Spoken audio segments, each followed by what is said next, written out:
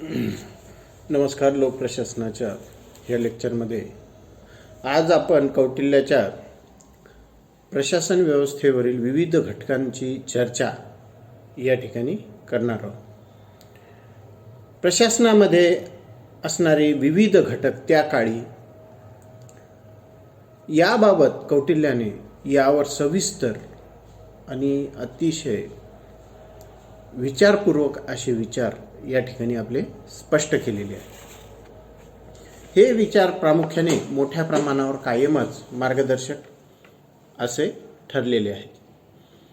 कौटिल्याचे हे विचार हे त्या काळच्या प्रशासनाची इत्थंभूत माहितीही आपल्याला समजून घेण्यासाठी उपयोगी ठरतात. तसेच आजच्या काळामध्ये अपडेशनसाठी ह्या बाबी अतिशय उपयोगी अशा ठरतात. ह्या प्रशासन व्यवस्थेमध्ये जे काही तत्कालीन घटक होते ह्यांची माहिती याबाबत विचार हे कौटिल्याने या ठिकाणी स्पष्ट केले. यामध्ये या घटकांमध्ये पहिला घटक येतो स्वशासन. कौटिल्य स्वशासनासाठी स्थानिक स्वशासन संस्थांची निर्मिती करण्याची आवश्यकता सांगतात. म्हणजेच स्थानिक स्वशासन हे त्या प्रमाणामध्ये स्ट्रॉंग असणे किंवा सशक्त असणे ही बाब त्या ठिकाणी कौटिल्य आपल्या विचारामध्ये सांगतात. तसे पाहिले असता त्याच्या काळातील स्थानिक स्वशासनाची सविस्तर माहिती ही मात्र या ठिकाणी प्राप्त होत नाही.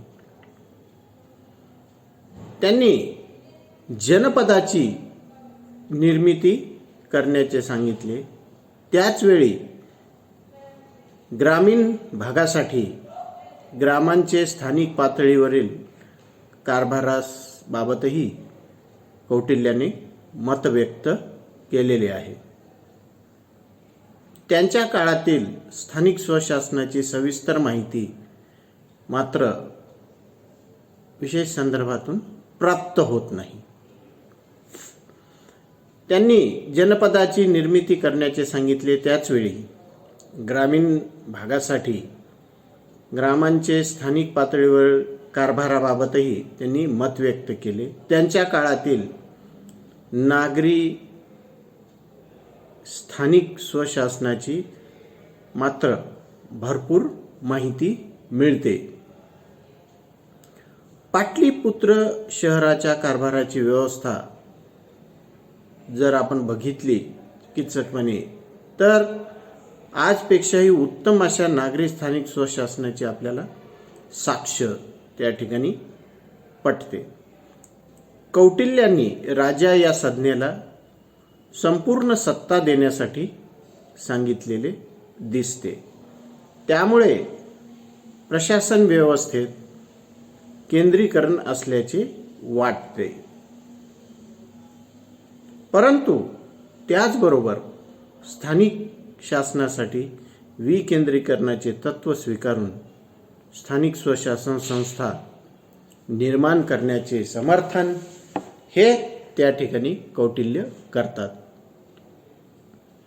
राजाला कौटिल्यांच्या मतामध्ये अधिक अवास्तव महत्त्व आहे आणि ते केंद्रीभूत बाबीचं समर्थन करतात असंही याबाबत मत व्यक्त करण्यात येते. असं असलं तरी सुद्धा स्थानिक स्वशासन आणि तेही ग्रामीण भागामध्ये ग्रामीण भागात स्थानिक स्वशासनाची निर्मिती त्याचं बळकटीकरण करण्याबाबत हे कौटिल्याच्या विचारातनं हे सुचवण्यात येते. म्हणजे ते केवळ केंद्रीभूत व्यवस्थेचा स्वीकार करतात असं नाही, तर तत्कालीन परिस्थितीनुसार त्यांनी आपले मत आपले विचार त्या ठिकाणी व्यक्त केले असे दिसून येते. त्याचबरोबर गुप्तचर, संरक्षण व परराष्ट्र धोरण प्रभावीपणे राबविण्यासाठी स्वामी भक्त गुप्तचरांची नियुक्ती करण्यात यावी असे कौटिल्य सुचवितात. यात 5 प्रकारच्या गुप्तचर यंत्रणेचा विचार त्यांनी मांडला. त्यामध्ये भिकारी, साधू, शिल्पी, वेडे, पाखंडी अशा रूपात हे हेर फिरत असतात. त्यामध्ये 2 प्रकारचे गुप्तहेर असतात. एक गुप्तहेर संस्था व 2 संचार करणारे गुप्तहेर. पहिले खाते हे स्थानिक पातळीवर हे प्रामुख्याने, तर दुसरे खाते हे संचार करणाऱ्याचे असे राजदूत किंवा गुप्तहेर नेमले जावेत असे त्यांनी सुचविले. 3 प्रकारचे राजदूत नेमण्याची शिफारस त्यांनी केली. निसृष्टार्थ,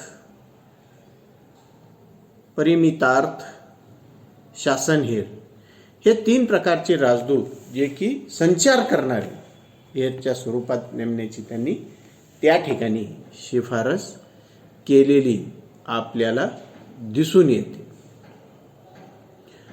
त्याचबरोबर ग्रामकूट, अजून प्रशासनाचे एक घटक त्यांनी सुचवला, ग्रामकूट. ग्राम वसविणे, त्याचा कारभार चालवणे या संबंधी स्पष्ट माहिती अर्थशास्त्रात त्यांनी दिलेली आहे. ग्रामिक हा ग्रामप्रमुख म्हणजे आजच्या सरपंचाप्रमाणे त्याच्या अधिकाराची कक्षा निश्चित केली आहे. गोप हा अधिकारी 5 ते 10 ग्रामांवर त्याचे प्रभुत्व किंवा कार्य तो करून त्याची सीमा त्या ठिकाणी निश्चित करण्यात आल्याचं आपल्याला दिसून येते. जमिनीचे भाग करून ती शेती योग्य करण्याचे कार्य त्याला करावे लागत असे. कर न भरणाऱ्यांच्या याद्या तयार करण्याचे कार्य त्याला करावे लागत असे. यांच्या याद्या तयार करून त्याबाबत उचित कार्यवाही ही तो करीत असे. हे गोप स्थानिक या अधिकाऱ्याच्या अधीन असत. जनपदावरील अधिकारी स्थानिक या नावाने ओळखण्यात येत होते. वार्ता, राज्याचा कारभार कर वसुलीवर चालत असे. कर वसुलीचे 3 क्षेत्र होते: कृषी, पशुपालन आणि व्यापार. या 3 घटकांच्या कर वसुलीचे कार्य वार्ता ह्या स्थानिक प्रशासकाकडनं किंवा स्थानिक कर्मचाऱ्याकडनं संचलित करण्यात येत होते. वित्तीय प्रशासन, त्या वार्ता कडून कर वसुली करणे, राजकोषाची व्यवस्था पाहणे, सैन्याचे पोषण करणे, निरनिराळ्या अधिकाऱ्याची नियुक्ती करणे, त्यांना प्रशिक्षण देणे इत्यादी कामे करण्यात येत होती. हे सर्व विषय वित्तीय प्रशासनात मोडत होते. कौटिल्याने वित्तीय प्रशासन आणि कर्मचारी वर्ग प्रशासन याची व्याप्ती निश्चित केलेली आपल्याला आढळून येते.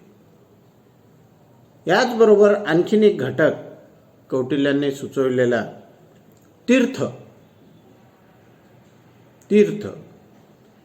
अर्थव्यवस्थेवर कडक असे नियंत्रण करण्यासाठी व शासन व्यवस्थेची कार्यक्षमता वाढविण्यासाठी कौटिल्याने 18 तीर्थांची निर्मिती करण्यास सुचविले आहे. हे 18 तीर्थ राज्य शासनातील सर्व श्रेष्ठपदी असतील. हे प्रशासन विभागांचे तसेच खात्यांचे प्रमुख म्हणून कार्य करतील. हे राजाला कार्यकारी सहाय्यक म्हणून त्या ठिकाणी कार्य करतील. अशा पद्धतीने कौटिल्याने प्रशासनामध्ये विविध घटक सुचविलेले आहेत, जेणेकरून एकूण राज्याच्या ह्या प्रशासन व्यवस्थेमध्ये व्यवस्थित उचित अशा स्वरूपाचा समन्वय हा अबाधित राहू शकेल. तसेच राज्याचा कारभार सुव्यवस्थितपणे त्या ठिकाणी चालू शकेल. या अनुषंगाने आपण बघतो, तत्कालीन काळात कौटिल्याचे हे विचार अतिशय महत्त्वाचे तर होतेच, पण आजच्या काळातही हे संदर्भ बऱ्याच प्रमाणामध्ये उपयोगी ठरतात. धन्यवाद.